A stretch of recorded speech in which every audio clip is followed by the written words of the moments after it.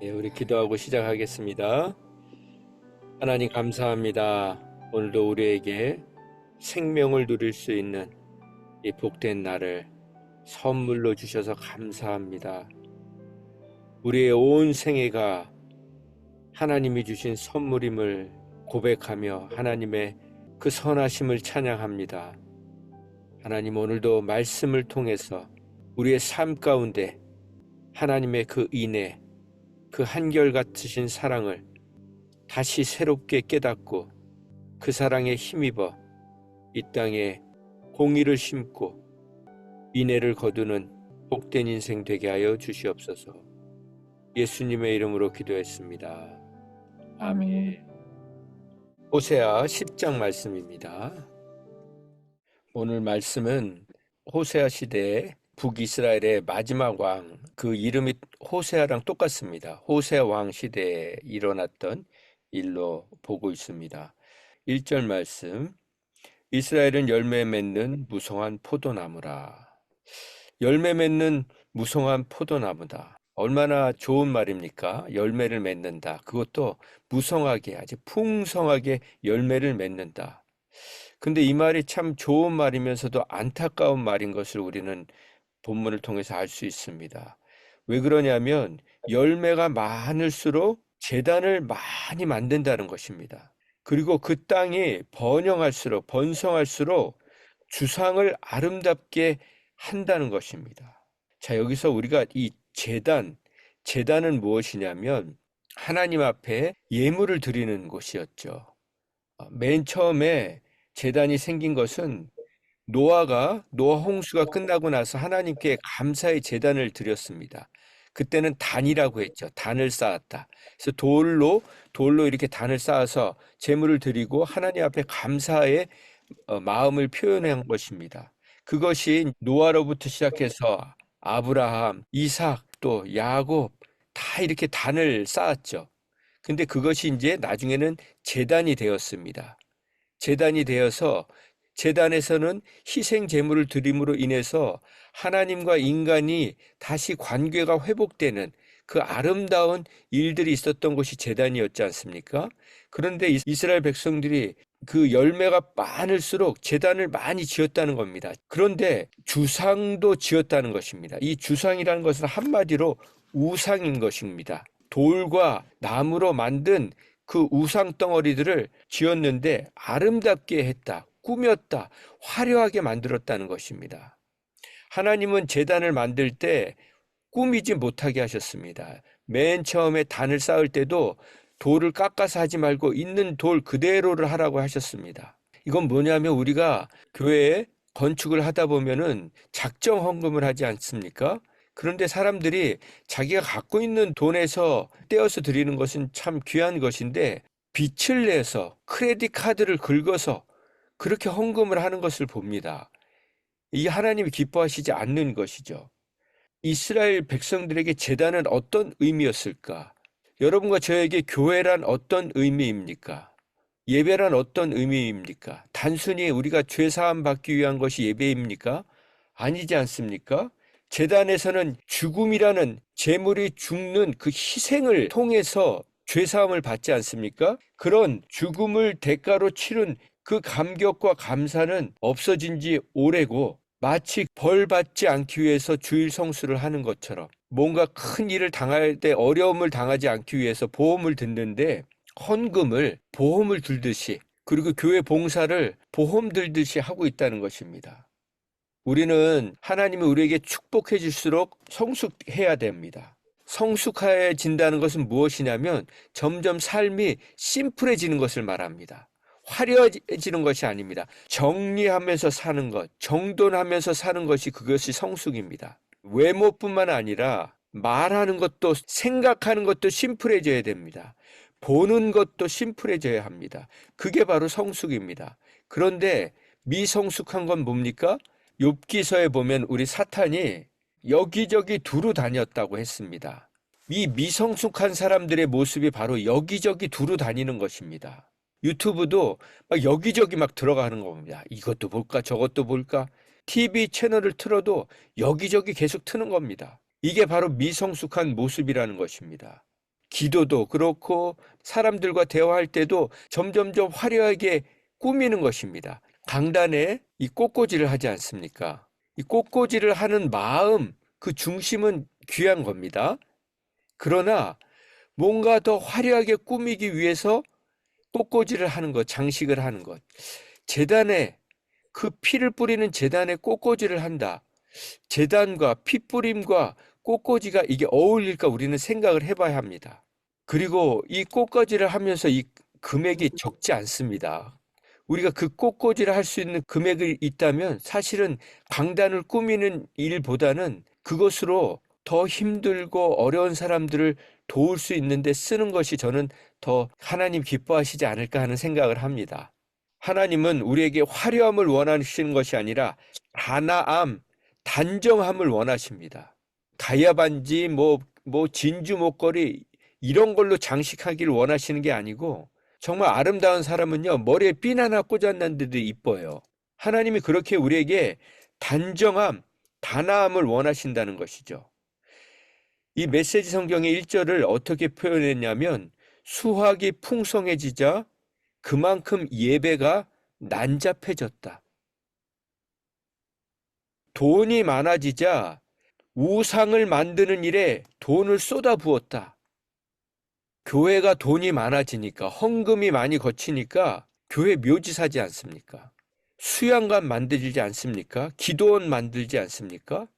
저는 옛날에 교회들이 이렇게 수양관 만들고 기도원 만들고 금요일 저녁에는 막 차를 막 수십 대를 대절을 해가지고 기도원까지 가가지고 막 기도하고 오고 그런 거를 되게 부러워했어요. 그런데 지금 생각해 보니까 그렇게 기도원이 있는 교회는 본당이 있습니다. 그 당시에 한국에서 본당에서 11시, 12시 철회한다고 막지를 않았다고요. 이때는 그렇게 본당에서 밤새고 기도해도 되는 시절이었다고요. 결국 이 기도원, 수련원들은요, 별장 짓는 거하고 똑같은 거예요. 마치 돈 많은 사람들이 자기 집 놔두고 휴가를 즐기기 위해서 별장을 사놓지 않습니까? 똑같은 거예요. 돈을 어떻게 쓸 줄을 모르니까 헌금이 너무 많이 거치니까 이렇게 하나님이 기뻐하시지 않는 일들을 했다는 것입니다. 우리의 삶의 주님 앞에 정말 단아하게, 단정되게, 심플하게 그렇게 성숙한 삶을 사는 저와 여러분 되기 소망합니다. 오늘 제가 말씀을 묵상하면서 우리가 뒤에 보겠지만 가장 하나님이 기뻐하시는 것은 12절 말씀입니다. 너희 자신을 위해서 정말 심어야 될 것은 공의를 심으라. 공의를 심고 인애를 거두라. 이게 하나님이 원하시는 것입니다. 그러면 하나님이 기뻐하시는 공의는 무엇인가? 그리고 그 공의를 심었을 때 거두는 인애는 무엇인가?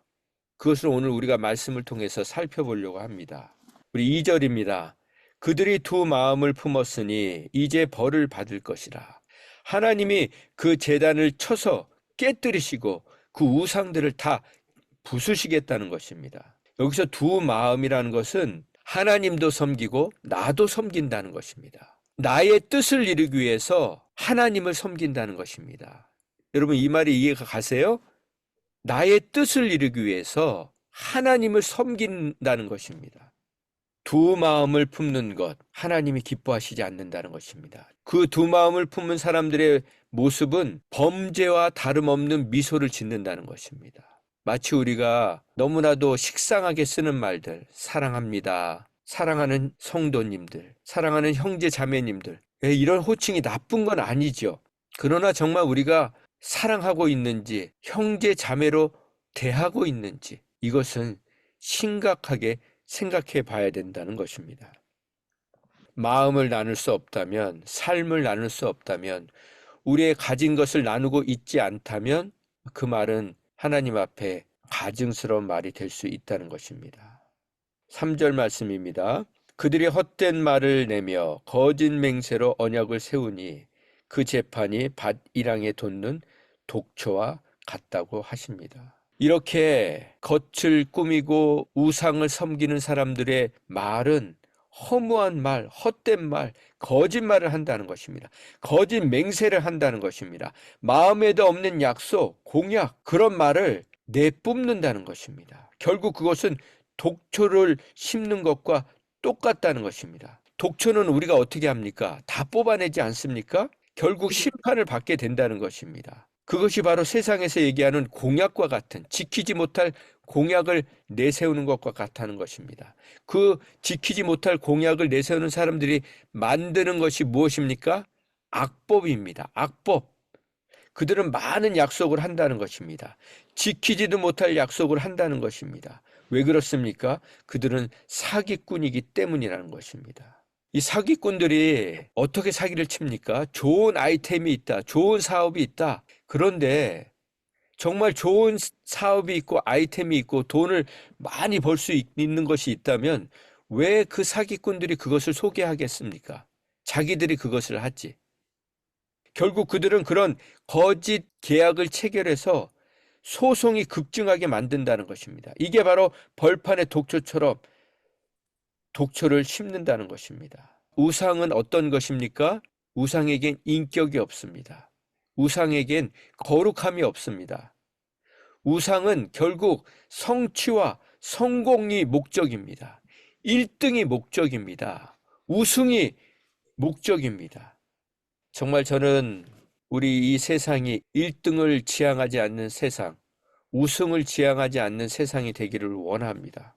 우리 자녀들이 1등 해오는 것을 기뻐하고 우승해오는 것을 부러워하는 그런 부모가 되지 않기를 원합니다.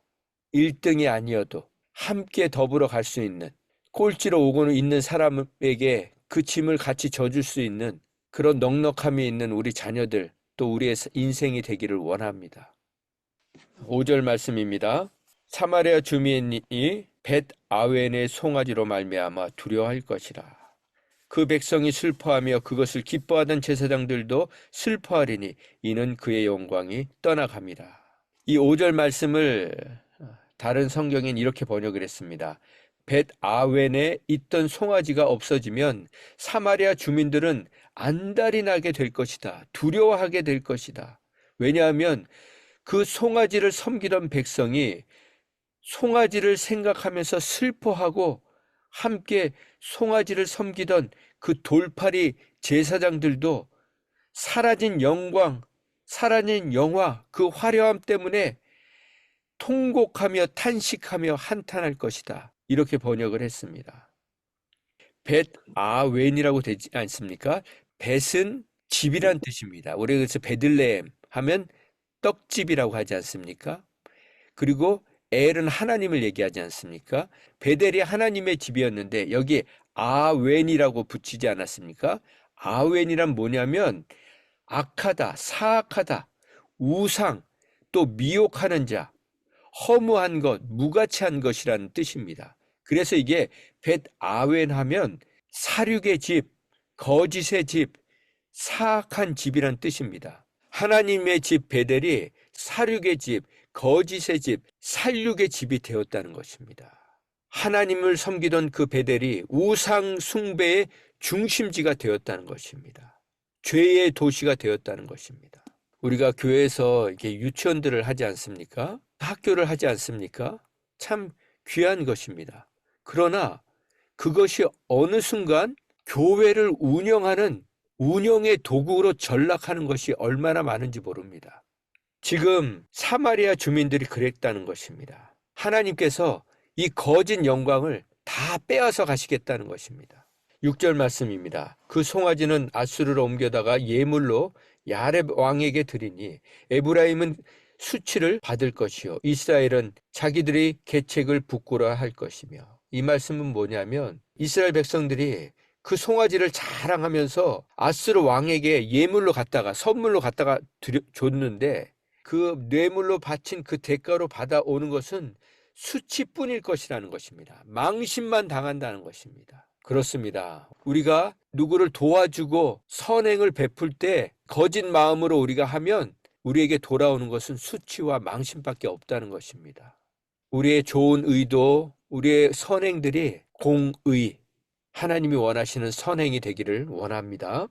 7절 말씀에 보면 결국 사마리아 왕은 그 왕의 화려함은 물 위에 있는 거품같이 물 위에 떠내려가는 나무 토막 같은 신세가 될 것이라는 것입니다. 8절 말씀에 보면 이스라엘의 죄가 있는데 그것은 바로 곧 아웬, 그 허무한 것, 우상, 그 산당은 파괴되어서 그 산당에 가시와 찔레가 그 제단을 덮어버릴 것이라는 것입니다. 결국 그들은 우리를 묻어달라고, 산들아 우리를 묻어달라, 그렇게 애원할 것이라는 것입니다. 이스라엘이 즐겨 찾으며 죄를 짓던 곳이 모두 무너져 내릴 것이라는 것입니다. 9절 말씀입니다. 9절 말씀 마리아 집사님 한번 읽어주실래요? 이스라엘아, 내가 기브아 시대로부터 범죄하더니 지금까지 죄를 짓는구나. 그러니 범죄한 자손들에 대한 전쟁이 어찌 기브아에서 일어나지 않겠느냐. 네, 기브아 시대로부터 지금까지 계속 너희들은 죄만 짓고 있구나.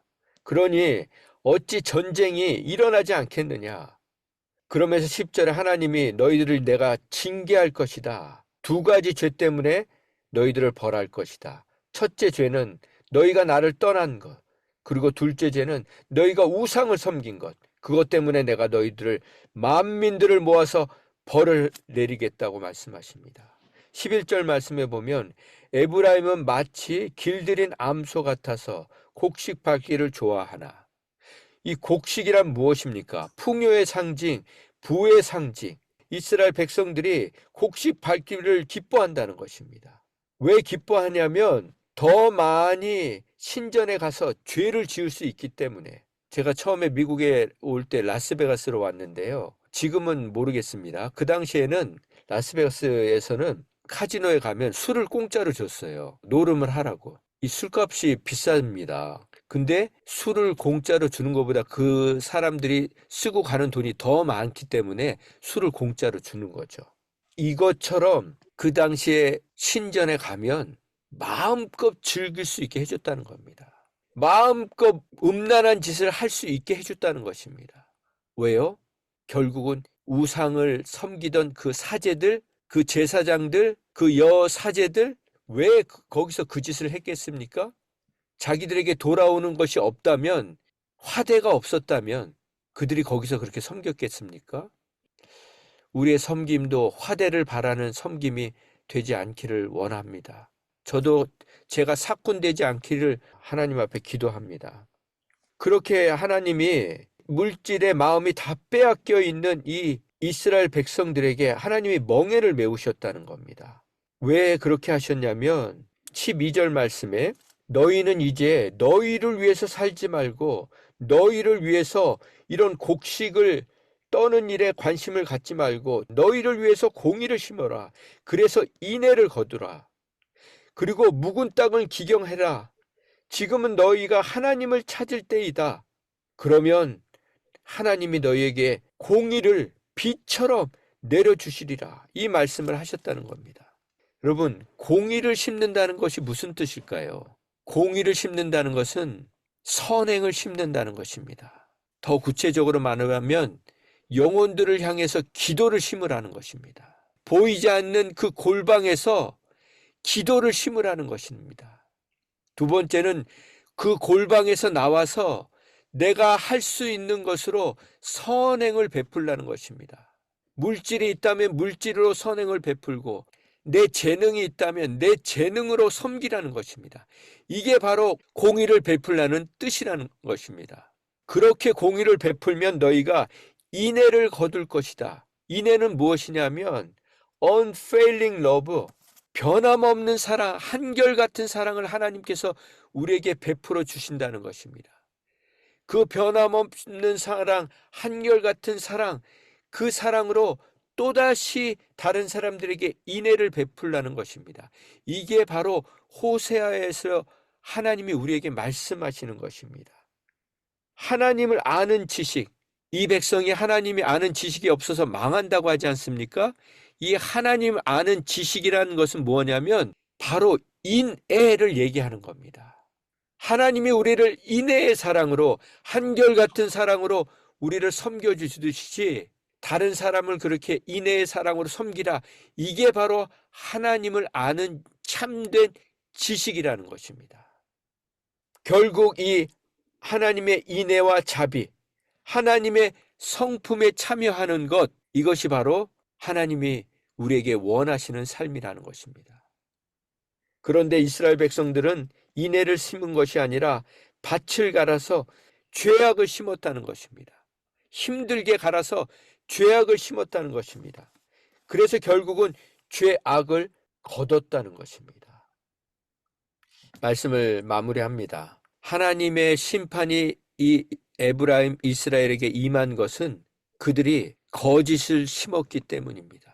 그 거짓과 속임을 심은 것에 대한 심판을 받는다는 것입니다. 거짓은 반드시 대가를 치릅니다. 내 배우자에게, 가족에게, 내 자녀들에게 거짓을 심으면 반드시 대가를 치른다는 것입니다. 그 대가는 무엇입니까? 신뢰를 잃는다는 것입니다. 믿음을 잃는다는 것입니다. 여러분, 우리가 배우자에게 신뢰를 잃는다? 이건 다 잃는 것입니다. 정말 우리가 가장 신뢰를 얻어야 할 대상은 비즈니스 상대가 아니고 내 배우자입니다. 내 자녀들입니다. 내 가족입니다. 내 가족에게 신뢰를 얻어야 우리의 삶이 힘이 있어지는 것입니다. 그래야 우리가 인애를 행할 수 있는 것입니다. 기도하겠습니다. 하나님, 우리의 삶에 독초가 있다면 그것이 우리가 뿌린, 우리가 심은 거짓 때문인 것을 깨닫게 하여 주시옵소서. 더 이상 거짓과 불신과 속임을 심는 자 되지 않게 하여 주시옵소서. 이제는 그런 삶을 끊어버리고 공의를 심게 하여 주시옵소서. 기도를 심게 하여 주시옵소서. 우리의 재능을 심게 하여 주시옵소서. 우리의 물질을 심게 하여 주시옵소서. 우리의 섬김을 심게 하여 주시옵소서. 그래서 우리가 그렇게 눈물 흘리며 씨를 뿌릴 때 기쁨으로 거두게 하시는 하나님의 인애, 한결같은 사랑, 변함없는 사랑, 실패하지 않는 사랑, 그 영원한 사랑을 맛보며 누리며 살게 하여 주시옵소서. 그 사랑으로 다시 우리의 이웃들을 인애로, 자비로 섬기는 그런 선순환의 삶이 우리 가운데 날마다 반복되게 하여 주시옵소서. 예수님의 이름으로 기도했습니다. 아멘. 네, 저도 말씀을 묵상하면서 정말 점점 삶을 심플하게 하는 것이 지혜구나. 소유가 많아질수록 더 심플하게 화려하게 꾸미고 뭘 사고 치장하고 하는 것이 아니고, 그 워렌 버핏, 세계에서 제일 투자 잘한다는 그분이 매일 아침 하는 게 맥도날드 가서 아침 그걸 먹는 거라고 하거든요. 정말 그 사람은 매일 스테이크를 먹어도 죽을 때까지 못 쓸 돈을 갖고 있는데, 그냥 똑같은 그 심플한 삶, 옷도 그렇고 차도 그렇고 더 이상 그런 데 치장을 하지 않는 거죠. 그러면서 결국은 우리말로 하면 보물을 하늘에 쌓아두는 삶을 살고 있는 것이 이게 진짜 지혜란 것이죠. 정말 그래서 우리의 삶은 점점점 심플해지고 단아해지고 단정해지고 그냥 머리핀 하나만 꽂아도 그렇게 예뻐 보이는, 그런데 뒤에서는 정말 많은 사람들을 위해서 기도하고 도와주고 섬기고 있는 그런 모습들, 그게 결국은 하나님이 원하시는 것이 아닐까. 각자가 정말 내가 하늘에 쌓아둬야 될 것은 무엇인가, 그리고 내가 나눠야 될 것은 무엇인가. 정말 이 당시는 진짜 지금 못지않게 빈익빈 부익부가 나눠질 때였거든요. 지금은 그래도 이렇게 우리가 무슨 장애인들 복지도 있고 뭐 이렇게 도와주는 것도 있고 많이 있었지만 이 당시엔 그게 없었다고요. 하나님이 결국은 이 인애는 이 고아와 과부, 어려운 사람들에 대한 마음을 가지라는 거였거든요.